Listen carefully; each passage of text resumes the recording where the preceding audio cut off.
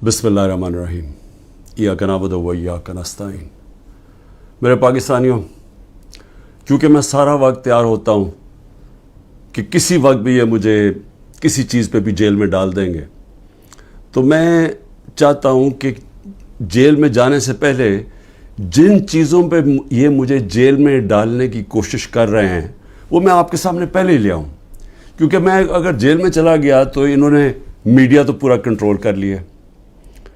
जो बड़े बड़े लोग थे जो मीडिया की आज़ादी के जिहादी बने हुए थे, वो आज चुप करके बैठे हुए हैं और आराम से एक सरकारी मीडिया बन चुके हैं सारी प्राइवेट चैनल्स।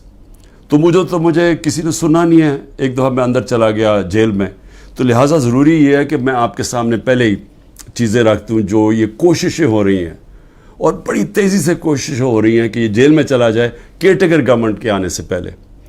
तो मैं सबसे पहले साइफ़र का ज़रा मैं आप सबके सामने रख दूँ कि असल में इनको ये समझ नहीं आई कि जितनी साइफ़र के ऊपर बात होगी, ये जितने भी पावर में बैठी हुई हैं पीडीएम के लीडर्स और जो पुराने आर्मी के चीफ जनरल बाजवा, ये जितनी भी साइफ़र के ऊपर तहकीकात होंगी, इनके ऊपर उंगलियां आएंगी।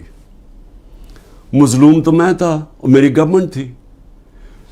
हमारी गवर्नमेंट गई, जैसे साइफ़र आया उसके अंदर बार बार मैं बता रहा हूं कि एक अमेरिकी ऑफिशियल डोनाल्ड लू हमारे एम्बेसडर को कहता है, असद मजीद को, वाशिंगटन में, कि इमरान खान को तुमने वोट ऑफ नो कॉन्फिडेंस में हटाना है।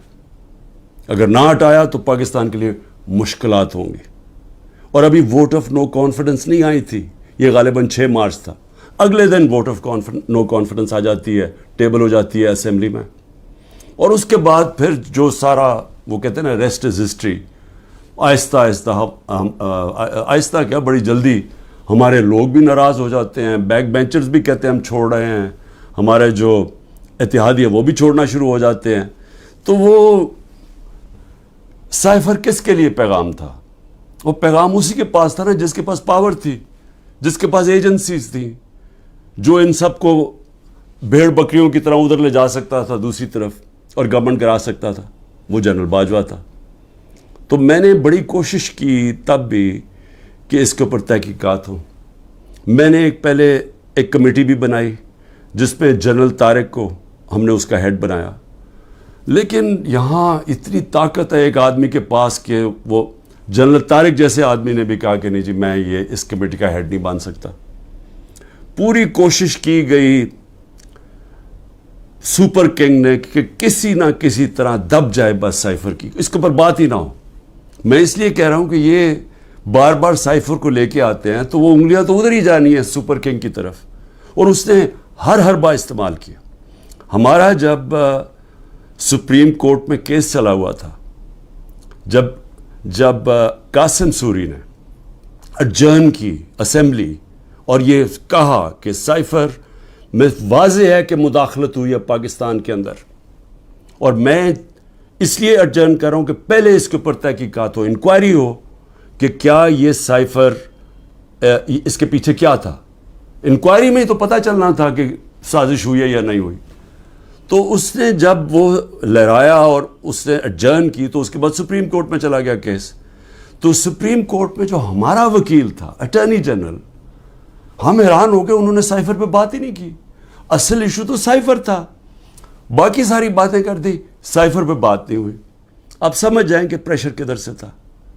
प्रेशर तो सुपर किंग के पास इतने ज़्यादा हथियार है प्रेशर्स डालने के लिए। तो वो जो केस हमारा था वो केस ही नहीं लड़ा गया। नईम बुखारी जो हमारे जो असद कैसर के वकील थे, उन्होंने कहा कि अटॉर्नी जनरल ने तो मेरा केस ही ख़त्म कर दिया, क्योंकि उन्होंने साइफ़र के ऊपर बात की। तो ये जो इसको खुफिया रखने की कोशिश की गई, वो कोशिश कर रहे थे जिनको पता था कि तहकीकात से इनके ऊपर उंगलियां आनी है। मैं कोशिश करता रहा कि इसके ऊपर इंक्वायरी हो। जिस तरह मैंने कहा, पार्लियामेंट ने कमेटी बनाई, उसको उन्होंने जनरल तारिक को भी भगा दिया। फिर चीफ जस्टिस साहब को میں نے لیٹر لکھا, سائفر بھیجا کہ اس کے اوپر انکوائری ہونی چاہیے, نہیں ہوئی.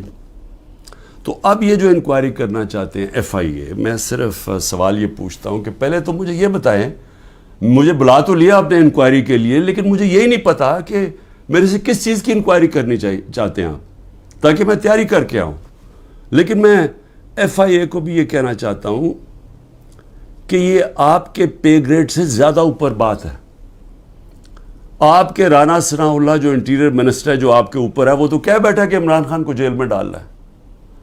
وہ ابھی کوئی انکوائری کا مجھے بھی نہیں پتا. ابھی تو ہمیں 164 کا بیان بھی ہمارے سامنے نہیں آیا. ابھی تو نیوز آئٹمز آ رہی ہیں نا کہ جی اعظم خان نے یہ کہہ دیا.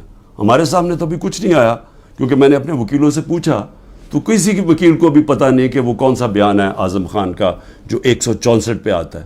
یہ تو نیوز آئٹمز آ رہی ہیں. تو ابھی سے ہی وہ کہنا شروع ہو گیا ہے کہ جی اس نے جیل میں جانا ہے جو ایف آئی اے کا ہیڈ ہے. تو ایف آئی اے کی کیا حیثیت رہ گئی؟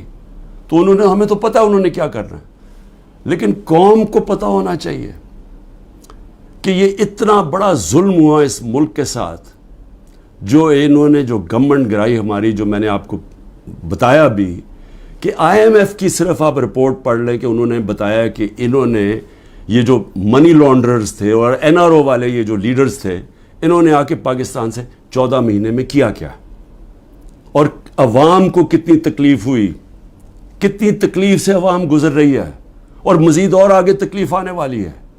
ایک وہ گورنمنٹ جس کی بہترین پرفارمنس تھی, اور وہ صرف اور صرف, اب ضرورت نہیں ہے آپ آئی ایم ایف کا ہی پڑھ لیں نا, آئی ایم ایف تو ہمارے نیچے نہیں ہے, اکنامک سروے پڑھ لیں جو کہ انہوں نے شائع کیا, تو وہ تو اب واضح ہے کہ ایک حکومت جو بہترین پرفارمنس دے رہی تھی, جو لوگوں کے حالات بہتر کر رہی تھی, روزگار بڑھتا جا رہا تھا. فیصل آباد کے اندر ٹیکسٹائل کے ورکرز نہیں مل رہے تھے, یعنی دور سے وہ ٹیکسٹائل والے ہمیں کہتے تھے کہ ہم اسکول کھولنا چاہتے ہیں, ہمارے پاس ورکرز کم ہو گئے ہیں, جو ہماری سب سے بڑی ایکسپورٹ ہے ٹیکسٹائلز کی. تو ادھر سے وہ گرتے گرتے آج یہاں پہنچ گئے ہیں کہ اسکریپ میں بیچی جا رہی ہے مشینری اب, اور یہ جو اب مزید اور مہنگائی آ رہی ہے. ذرا پوچھیں تو صحیح کہ جو بے روزگاری بڑھتی جا رہی ہے, پوچھیں لوگوں کے ساتھ گزارا ہوتا کیسے ہے, کون ذمہ دار ہے اس کا. یہ سائفر کے اوپر جب تحقیقات ہوں گی تو پتہ چلے گا کہ کتنی بڑی سازش ہوئی ہے. تو میں تو چاہتا ہوں کہ ایک صحیح معنی میں اس کے اوپر انکوائری ہو. میں تو تب بھی کوشش کر رہا تھا, لیکن تب تو ہونے نہیں دی. تو اللہ کرے کہ اس میں سے ہی کچھ چیز نکلائے, لیکن یہ ایف آئی اے نہیں کر سکتی, کہ وہ تو کنٹرولڈ ہے انہی لوگوں سے جو انہوں نے فائدہ اٹھایا یہ سازش سے. دوسری چیز ہے, اب 2 اور میرے اوپر نیب کے کیسز ہیں. ایک ہے القادر. اب القادر کے اوپر میں آپ کو بتا ہی چکا ہوں کہ وہ کیس یہ ہے کہ عمران خان نے ملک ریاض کو فائدہ دلوایا, کیونکہ اس نے اس سے پہلے القادر یونیورسٹی بنائی تھی. اور القادر یونیورسٹی کیا ہے؟ چیریٹی کی یونیورسٹی. چیریٹی کا مطلب یہ کہ سیرت نبی کے اوپر جو ہمارا جو آئیڈیا ہے کہ لوگ لیڈرز نکلیں نبی صلی اللہ علیہ وسلم کی سیرت کے اوپر چل کے, جو دنیا کے سب سے بڑے لیڈر تھے, اس کے اوپر ایک بیس کیا, کہ کوشش کی کہ اس ملک کے اندر سمجھ تو آئے. اور پھر صوفیزم, اتنے زیادہ لوگ بڑے بڑے ہمارے صوفی جو لیڈرز تھے, لیڈرز میں کہوں گا, ان کے بہت بڑے لوگ, آج بھی عرس پہ لاکھوں لوگ آتے ہیں, ان کے کلام کا پتہ تو چلے, لوگ آ کے چلے جاتے ہیں, یہ تو پتہ چلے کہ وہ پیغام کیا دینے آئے تھے. تو ایک تو یہ, اور پھر دوسری ٹیکنالوجی. یہ مقصد تھا. اور سارے آج القادر میں مفت پڑھ رہے ہیں, سارے غریب گھرانوں کے ہیں, اور وہ یونیورسٹی چل رہی ہے, اور وہ پیسہ جو ہے وہ وہاں لگا ہوا ہے. اس میں عمران خان کا کیا ذاتی فائدہ ہے؟ اس پہ مجھے یہ سمجھا دیں کہ مجھے کدھر سے فائنینشیل بینیفٹ ہوا ہے. یعنی اگر پوچھنا ہے فائنینشیل بینیفٹ, تو دیکھیں کہ ملک ریاض نے بلاول ہاؤس بنایا یہاں لاہور کے اندر, ذرا دیکھیں کتنے اربوں روپے کا بنا ہے.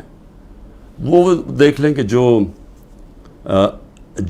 لنڈن کے اندر جو ملک ریاض کا 190 ملین پاؤنڈ آیا, جو آج سپریم کورٹ میں پڑا ہوا ہے, تو اس میں سے 50 ملین پاؤنڈ انہوں نے گھر خریدا ہے لنڈن میں حسن شریف سے, نواز شریف کے بیٹے سے. یہ پوچھیں کہ 18 ارب روپیہ کم از کم 17-18 ارب روپیہ ہے. 18 ارب روپے کا نواز شریف کے بیٹے کے پاس پیسہ کدھر سے آیا گھر خریدنے کا؟ کیا اس لیے وہ بھاگ گئے تھے باہر؟ جب نیب نے ان کو بلایا اور پوچھنا تو دونوں بیٹے باہر بھاگ گئے کہ جی ہم پاکستان کے شہری نہیں ہیں. اس کے اندر وہ پوچھا کسی نے ان سے؟ اور پیسہ بھی یہاں پڑا ہے. اگر وہ کہتے ہیں غلط مات میں آ گیا وہ گورنمنٹ آف پاکستان میں، بھئی آپ پیسہ پڑا ہوا ہے سپریم کورٹ میں، آپ انہیں کہیں کہ وہاں ادھر ٹرانسفر کر دیں، لیکن ثابت کرنا پڑے گا کہ کیا یہ پیسہ منی لانڈرنگ کا تھا یا نہیں. وہ پاکستان گورنمنٹ کو اور برطانیہ میں ثابت کرنا پڑے گا. تو ہمارے پاس بھی یہی چوائس تھی، ہم نے پیسہ منگوا لیا، پیسہ یہاں پڑا ہے، تو چوری کدھر ہے اس میں؟ یہ القادر. دوسرا توشہ خانہ. اب توشہ خانہ کا ذرا سمجھ جائیں وہ توشہ خانہ ہے کیا. یہ لوگوں کو ہے جی پتہ نہیں کیا اتنا بڑا اس کو بنا دیا. 70 سال سے توشہ خانہ کے اندر وہی قانون چلتے آ رہے تھے.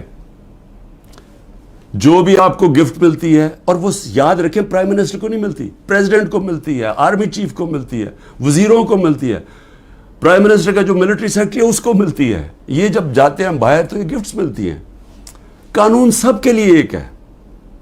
جب سے 70 سال سے ایک ہی قانون ہے کہ وہ جا کے وہ فورن آفس میں آتی ہیں، وہ جا کے دیتے ہیں کیبنٹ سیکرٹری کو، کیبنٹ سیکرٹری آگے ایویلویشن کے لیے ایف بی آر کو بھیج دیتا ہے. ایک انڈیپینڈنٹ اپریزر ہے ہمارے، وہ نون لیگ کا اپوائنٹ کیا ہوا ہے، یہ اسیس کرتے ہیں اس کی قیمت کیا ہے. پھر وہ سب کے پاس پرائم منسٹر، وزیروں، جن کو بھی تحفہ ان کے پاس آتے ہیں جی یہ ہے اس کی قیمت اسیس. اگر آپ اس کو لینا چاہتے ہیں تو اتنی قیمت دیں اور یہ گفٹ آپ رکھ سکتے ہیں. اور اگر یہ نہیں لینا چاہتے تو یہ بھی سمجھ جائیں وہ پھر آکشن ہوتی ہے، وہ جا کے کوئی بھی خرید سکتا ہے. یہ ہے قانون. اب عمران خان کے اوپر کیا الزام ہے؟ میں جب تحقیقات میں کہ جی وہ جو انہوں نے اسیس کیا تھا، وہ جو آپ نے جو اس کی قیمت تھی گفٹ کی، وہ انہوں نے کم دکھائی ہے. بھئی اگر انہوں نے کم دکھائی ہے، وہ لوگ ابھی بھی بیٹھے ہوئے ہیں، ان سے پوچھیں کیوں کم دکھائی ہے. میں تو ان میں سے کسی کو نہیں جانتا. مجھے تو جو ملٹری سیکرٹری آ کے بتاتا ہے کہ جی یہ قیمت ہے، یہ آپ نے دینا، میں اسی کے مطابق چلا.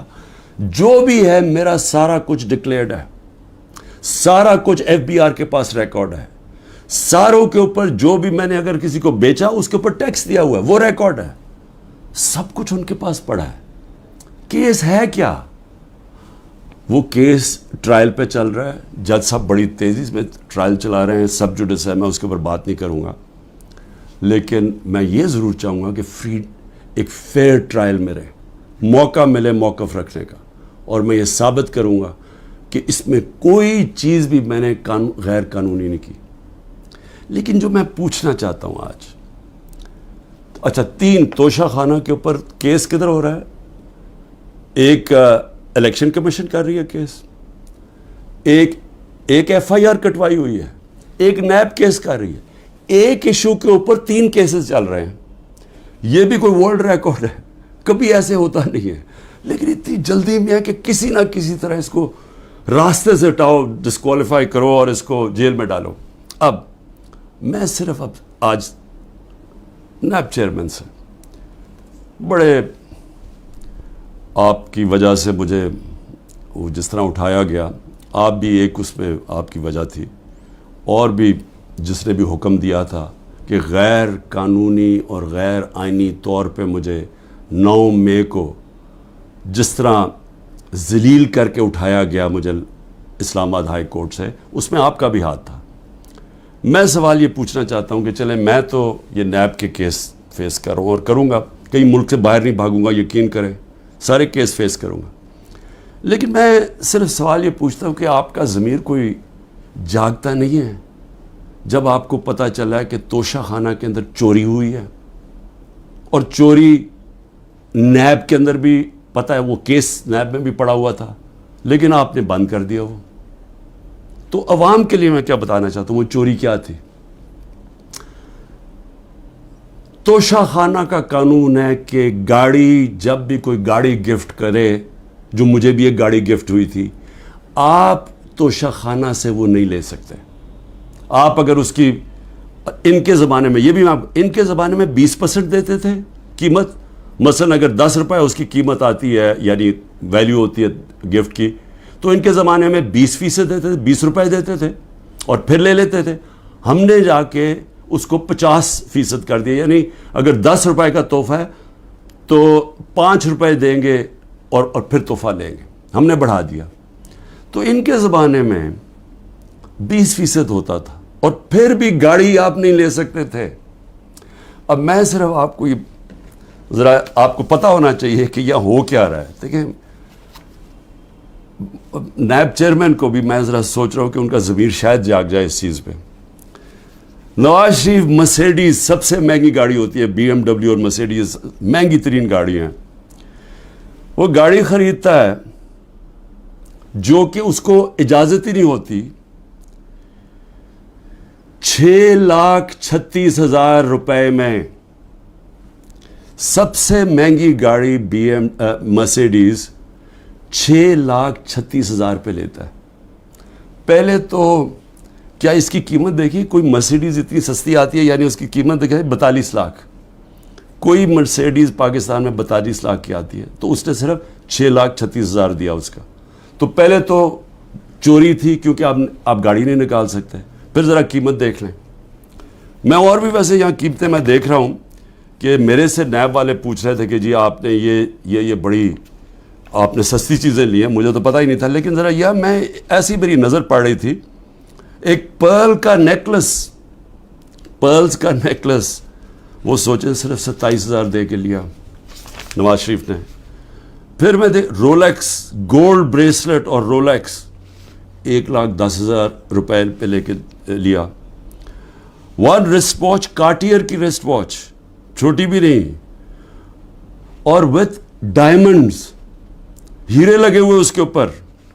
وہ جی بڑی مہنگی انہوں نے خریدی 40,000 روپے میں.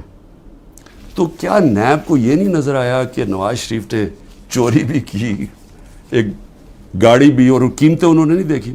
اس کے بعد زرداری صاحب دیکھ لیں، 3 گاڑیاں نکالی انہوں نے توشہ خانہ سے. 2 بی ایم ڈبلیوز، سب سے جو اس وقت کی مہنگی ترین بی ایم ڈبلیو کی بھی قسمیں ہوتی ہیں 760U، اور بلٹ پروف. یعنی بلٹ پروف کی قیمت آپ سوچ لیں کہ اس کی قیمت کتنی تھی، 10 کروڑ روپے کی. تو وہ انہوں نے ایک بی ایم ڈبلیو وہ نکالی، پھر ایک دوسرا ماڈل وہ بھی سیکیورٹی والی، 2 بی ایم ڈبلیوز، اور پھر ایک ٹویوٹا لیکسس، یہ بھی بلٹ پروف. تو ان کے اوپر کوئی نیب کی انکوائری یا کوئی نہیں ہونا تھا. یعنی کیا طاقتور اگر آج بیٹھا ہوا تو اس کے لیے سارے معاف ہو جاتی ہیں چیزیں. اور یہاں آپ کہہ رہے ہیں کہ جی وہ جی انہوں نے سستی دکھا دی یا وہ مہنگی. تو جنہوں نے سستی دکھائی ہے وہ تو ابھی بھی بیٹھے ہوئے ہیں، پوچھیں ان سے. آگے چلیں جی. میں نیب چیف کو میں پھر سلام کرتا ہوں، آفتاب سلطان کو سلام اس لیے کرتا ہوں کہ ان سے جب کہا گیا یہ جو حرکتیں اب ہو رہی ہیں، انہوں نے کہا میں نہیں کرتا. اور میں نے سنا ہے، کیونکہ جب میں نیب جیل میں تھا تو ساروں نے اس کو اسٹینڈنگ اوویشن دیا جب وہ ریزائن کر کے جا رہا تھا. نیب کے لوگوں نے کہ اتنا کردار کا آدمی. لیکن یہاں ذرا تھوڑا ضمیر اس وقت میں جگانے کی کوشش کر رہا ہوں موجودہ نیب کے چیئرمین. مجھے یہ بتائیں کہ شہباز شریف اور اس کے بیٹوں کی آپ نے انکوائری بند کر دی. 7 ارب روپے کی انکوائری آپ نے بند کر دی. 7 ارب روپے کی انکوائری بند کیا کی، جس کے اندر یہ بچ ہی نہیں سکتے تھے. کیا کیا انہوں نے؟ یہاں سے یہ پیسے بھیجتے تھے باہر، یہاں سے ہنڈی حوالے سے باہر پیسے بھیجتے تھے، چوری کا پیسہ. ادھر سے ریمنٹنسز دکھا دیتے تھے. یہ قانون نواز شریف نے بنایا تھا 1992 میں کہ اگر باہر سے پیسہ آئے تو کوئی سوال نہیں پوچھ سکتا کہ جی وہ پیسہ کدھر سے آیا، کس نے بھیجا پیسہ. نو کوسچنز آسکڈ. یہ منی لانڈرنگ کے لیے خاص قانون بنایا تھا انہوں نے. حدیبہ پیپر مل کیا تھا؟ وہ پہلا، آج سے 20-24 سال پہلے وہ حدیبہ پیپر مل میں اسی طرح یہ کر رہے تھے کہ اس کے نام پہ پیسہ باہر بھیجتے تھے پہلے چوری کر کے, اور وہاں کوئی قاضی فیملی لنڈن میں بیٹھی, ان کے اکاؤنٹس میں پیسہ گیا. ادھر سے انہوں نے دکھایا کہ جی ہم نے ریمیٹنسز بھیجی ہیں, اور ریمیٹنس کا کوئی سوال ہی نہیں پوچھ سکتا تھا. جو باہر سے پیسہ آتا تھا سوال ہی نہیں پوچھ سکتا تھا. تو یہاں سے باہر پیسہ چوری کر کے بھجوایا, وہاں سے جس پیسے کی ضرورت تھی وہ انہوں نے ریمیٹنس کے نام پہ لے لیا, اور کوئی سوال نہیں پوچھتا. تو یہ جو شہباز شریف کا سارا پیسہ یہ جو آیا ہے, اس کا زیادہ تر پیسہ جو اس کی دولت میں اضافہ ہوا ہے, انہوں نے پوچھا نا نیب نے کہ جی اضافہ کدھر سے ہوا ہے, جی ریمیٹنسز آئی ہیں. 90% انہوں نے دکھایا یہ جس طرح کہ جی وہ فلانے نے پیسہ بھیجا. جب انہوں نے چیک کیا وہ کون تھا, ایک کوئی پاپڑ والا تھا جو پاپڑ بیچتا تھا, اس نے کوئی کروڑوں روپیہ بھیج دیا ان کے اکاؤنٹس میں. پھر دوسرا ایک اور کوئی چینی والا, اس طرح کے لوگ تھے جو کبھی پاکستان سے بھی باہر گئے, ان کے پاسپورٹ پکڑے, ان کے نام پہ پیسے بنے. یہ اوپن اینڈ شٹ کیس تھا. لیکن چیئرمین نیب صاحب نے اپنی کوئی سوچا ہوگا, کیس ختم کر دیے. پھر اگلا سنیں ذرا. ہاں میں ایک چیز بھول گیا, مریم نواز بھی انہوں نے BMW لی, کوئی مڈل ایسٹ سے کسی ان کو تحفہ ملا. توشہ خامنہ میں نہیں بتایا کہ وہ آیا باہر سے تحفہ. جو بھی آپ کو باہر سے تحفہ ملتا ہے آپ کو ڈکلیئر کرنا پڑتا ہے, اور وہ جاتا ہے توشہ خانہ میں. انہوں نے توشہ خانہ میں نہیں دیا, اور اسی کو گاڑی کو پھر استعمال کر کے آگے بیچ دیا, اور بڑے نفع کے اوپر. یہ بھی سیدھی چوری ہے. اس کے اوپر بھی کوئی کسی نے بات نہیں کی, کوئی نیب کو کوئی کھٹکا نہیں ہوا کہ کچھ غلط ہو رہا ہے. پھر آگے چلیں. 16 ارب روپے کے FIA کے کیس. اب FIA سے میں مل رہا ہوں, انشاءاللہ ان سے پوچھوں گا کہ کیا جب ڈاکیومنٹری ایویڈنس تھی کہ یہ نوکروں کے نام پہ پیسہ آتا تھا اور ادھر سے شریف خاندان کے یہ ان کے بیٹوں کے اکاؤنٹس میں چلا جاتا تھا 16 ارب روپے, جس میں مقصود چپڑاسی بھی تھا, تو کیا وہ کیس بند کر دیا؟ سوچا نہیں کہ 16 ارب روپیہ کوئی چھوٹی رقم نہیں ہے. تو اس کے اوپر کوئی فکر نہیں ہوئی آپ کو کہ پوری تحقیقات ہوئی, اتنی فائلیں پڑی ہیں, ساری ڈاکیومنٹس پڑی ہوئی ہیں, کوئی آپ نے نہیں دیکھا کہ وہ ڈاکیومنٹس دیکھ لیں. وہ تو لوگ, مقصود چپڑاسی تو بیچارہ ہارٹ اٹیک سے گیا, ڈاکٹر رضوان بھی ہارٹ اٹیک سے گیا, ایک اور گواہ ہارٹ اٹیک سے گیا. تو کوئی فکر نہیں ہے کہ ڈاکیومنٹس بھی پڑی ہوئی ہیں, ان کے اوپر FIA کو انویسٹیگیٹ کرے. نہیں, کیونکہ یہ آپ قانون کے اوپر ہیں لوگ, ان کو یہ چوری بھی کریں سب کچھ معاف ہے. پھر آگے چلیں. آصف زرداری, اچھا, اور مریم کے 4 لندن کے فلیٹ. یہ بھی ایک بہت بڑی ساری میری قوم کے لیے ذرا سن لیں کہ 4 فلیٹ لندن کے نواز شریف نے جب پینما پیپرز میں پکڑے گئے, انکشاف ہو گیا انٹرنیشنل 2016 میں, تو نواز شریف نے اسمبلی میں جا کے کہا کہ ہاں یہ ہمارے ہیں, اور یہ ہیں وہ دستاویز جو ثابت کرتے ہیں ہمارے. وہ جھوٹ نکلے. پھر عدالت میں کیس چلا گیا, وہاں انہوں نے قطری خط لے آئے سامنے. وہ بھی مزاحیہ تھا, انہوں نے مذاق اڑایا اس کا. اس کے بعد ایک وہ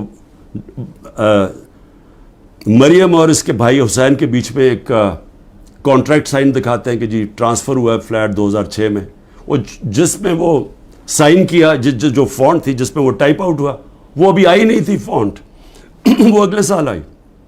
سیدھا عدالت میں جھوٹ بولا گیا, فراڈلنٹ کانٹریکٹ دکھایا گیا. ابھی تک وہ یہ نہیں بتا سکے کہ یہ 4 مہنگے ترین لندن میں محلات جن کے ان کا پیسہ آیا کدھر سے, ابھی تک کچھ نہیں. لیکن جج صاحب نے پوچھا نیب سے کہ جی بتائیں, وہ تو کہتے ہیں ہمارے فلیٹس ہیں, آپ ثابت کر سکتے ہیں؟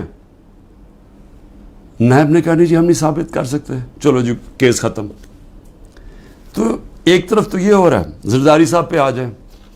زرداری صاحب تو پہلے مشرف نے جب ان کو معاف کیا ان کی کرپشن, تو اس کے اندر سب سے پہلے تھا جو سرے محل, جس کا بڑا شور مچا. سرے محل کے اندر آپ سب جانتے ہیں کہ انہوں نے ایک بہت بڑا ایک ریل اسٹیٹ لے لی, کتنی ایکڑز کی, انگلینڈ کے اندر سرے میں. وہ اینڈ میں جا کے پاکستان نے وہاں کیس کیا. کیس میں ثابت ہو گیا کہ یہ دکھائی نہیں سکتے تھے ان کے پاس پیسہ ہے. تو جب وہ ثابت ہو گیا کہ ان کے پاس تھا نہیں, وہ بک گئی اور وہ پیسہ پاکستان آنا تھا. تب تک NRO مل گیا, وہ بھی ہضم ہو گیا. $60 ملین پڑے ہوئے تھے سوئٹزرلینڈ میں, وہاں کیس کیا. وہ آنے والا تھا پاکستان NRO میں، وہ بھی 17 ارب روپیہ وہ بھی ہضم ہو گیا. اس کے بعد پھر شروع ہوا، وہ پھر مشین پھر چلنی شروع ہوگی پیسے بنانے والی. پھر وہ فیک اکاؤنٹس پکڑے گئے، اربوں روپیہ وہی کہ یہاں سے فیک اکاؤنٹ سے پیسہ باہر بھیجا، ادھر سے ریمیٹنسز دکھا کے پاکستان لے لیا اور باقی پیسہ باہر ہی رکھا. جو کرپشن ہو رہی ہے سندھ حکومت کے اندر، جو کھل کے پیسہ بن رہا ہے، جو سارے جانتے ہیں زرداری سسٹم کہ ہر چیز کا کٹ ملتا ہے، وہ کیا ہماری ایجنسیز کو نہیں پتا؟ کیا وہ نیب کو نہیں پتا؟ لیکن کیونکہ ان سے بھی ڈیل ہوئی ہے، وہ بھی آج اوپر بیٹھے ہوئے ہیں پاور میں. لیکن کن کے اوپر اس وقت پورا زور لگا ہوا ہے؟ سارا زور لگا ہوا ہے کہ جی کسی نہ کسی طرح عمران خان اور تحریک انصاف کو ختم کرنا ہے. اور ہو کیا رہا ہے کہ مظلوم ہم، یعنی سائفر کے اندر گورنمنٹ میری جاتی ہے اور کیس ہی میرے پر ہو جاتا ہے. 9 مئی کو سپریم کورٹ کہتا ہے کہ غیر آئینی اور غیر قانونی طور پہ مجھے ایک مجرم کی طرح اٹھایا گیا، لیکن میرے اوپر 30 کیس ہو جاتے ہیں. اس کے علاوہ جن لوگوں کو گولیاں ماری سیدھی لوگوں کو گولیاں ماری، نہتے لوگوں کو، پروٹیسٹرز کو، انہی کے اوپر کیس کر دیا. ان کی ڈیڈ باڈیز، جو 16 لوگ مرے، جو شہید ہوئے، میں کہتا ہوں انصاف کے لیے کھڑے ہوئے نا انصافی ہو رہی تھی ان کے پارٹی کے چیئرمین سے، ان کو سیدھی گولیاں ماری، ان کے گھروں میں پہنچ گئے کہ تم نے اگر FIR رجسٹر کی تو ہم تمہیں یہ کر دیں گے. وہی جو ذلے شاہ کے گھر پہنچ گئے، جب اس کو قتل کیا گیا تو پولیس کسٹڈی میں اس کو قتل کیا گیا، میرے اوپر 302 قتل کا پرچہ کر دیا. اور پھر اس کے ماں باپ کے پاس پہنچ گئے کہ آپ نے دیکھیں اس کی بات نہیں کرنی، اور ان کو چپ کرا دیا. تو پہلے لوگوں کے اوپر ظلم کرتے ہیں، پھر انہی کے اوپر کیسز کر دیتے ہیں. جو ایک لڑکا بیچارہ شہید ہوا، وہ بھی پروٹیسٹر تھا، پیسفل، پرامن، اس کو گولی ماری، شہید ہو گیا. اس کے قتل کا کیس اعجاز چودھری اور میاں محمود رشید کے اوپر ڈال دیا. یعنی اپنا ہی انہوں نے کارکن قتل کر دیا. اب میں صرف اپنی قوم سے یہ کہنا چاہتا ہوں کہ دیکھیں، میں پھر سے کہتا ہوں، قومیں چلتی ہیں انصاف کے اوپر، اخلاقیات کے اوپر، امر بالمعروف کے اوپر. قومیں چلتی ہیں جب ایک حکومت کی کریڈیبلٹی ہوتی ہے. اور حکومت اپنی کریڈیبلٹی اس لیے رکھتی ہے کہ حکومتیں ڈنڈے سے نہیں چلائی جاتی، کیونکہ انسانی معاشرے میں آپ اپنی عزت کرواتے ہیں، اپنی پرفارمنس سے، اپنی ایمانداری سے، اپنی اخلاقیات سے قوم آپ کی عزت کرتی ہے. جمہوریت کے پاس فوجیں نہیں ہوتی، جمہوریت کے پاس اخلاقیات ہوتی ہے. اس لیے برطانیہ میں جدھر سے ہم نے ڈیموکریسی لی ہے، اگر ان کا پرائم منسٹر ایک چھوٹا سا قانون توڑتا ہے کہ جی کرونا میں آپ نے لوگوں کے ساتھ اکٹھے نہیں ہونا، یعنی آپ نے کوئی گیٹ ٹوگیدر نہیں کرنی، وہ اپنے آفس کے باہر گیٹ ٹوگیدر کرتا ہے، اس کے اوپر پرائم منسٹر کو نکال دیتے ہیں. ان کی اخلاقیات کا معیار دیکھیں. ان کے وہ ایک ہیرلڈ میکملن پرائم منسٹر جھوٹ بولتا ہے، جھوٹ پکڑا جاتا ہے، اس کو نکال دیتے ہیں. یا سارا حکومت ہی جھوٹ پہ چل رہی ہے، کیسز ہی سارے جھوٹ، 180 کیسز کر دیے. کیا کوئی مانتا ہے پاکستان میں کہ یہ ایک آدمی نے 70 سال کی عمر تک کوئی ایک جرم نہیں کیا اور ایک دم چند مہینے میں 180 کیس ہو گئے؟ کوئی مانے گا یہ؟ لیکن ان کو کوئی شرم ہی نہیں ہے. کیا یہ مانے گا کہ میاں محمود اور اعجاز چودھری نے اپنے کارکن کو گولی مار دی ہے؟ کیا میں نے ذلے شاہ کو قتل کر دیا؟ کوئی مانے گا؟ کوئٹہ میں سارا کوئٹہ جانتا ہے کہ اس وکیل کی خاندانی دشمنی تھی، سب جانتے ہیں، ایویڈنس ہے. میرے اوپر 302 قتل کیس کر دیا اس کے اوپر. اور یہ جو سائفر ہے، ہماری گورنمنٹ گرتی ہے اور کیس ہی ہمارے پہ کر دیتے ہیں. تو میں آخر میں اپنی قوم سے کہنا چاہتا ہوں، دیکھیں یہاں جو ایک طاقتور فیصلہ کرتا ہے کہ میں نے کاٹا مار دیا ہے، فلانے پہ کاٹا مار دیا. ہمارے لوگوں کہتے ہیں کہ عمران خان میں کاٹا لگ گیا ہے تو اب تو PTI نے آنا نہیں اور عمران خان نے آنا نہیں، اس لیے وہ جو 2 پارٹیز بنائی ہیں ان کے اندر چلے جاؤ. دیکھیں پاکستان کا جو آئین ہے نا وہ کہتا ہے کہ حاکمیت اللہ کی ہے, اور اللہ کے بعد جو عوام کے منتخب کیے ہوئے نمائندے ہیں ان کی ہے. کوئی کانٹا نہیں ڈال سکتا کسی کے اوپر عوام کے علاوہ.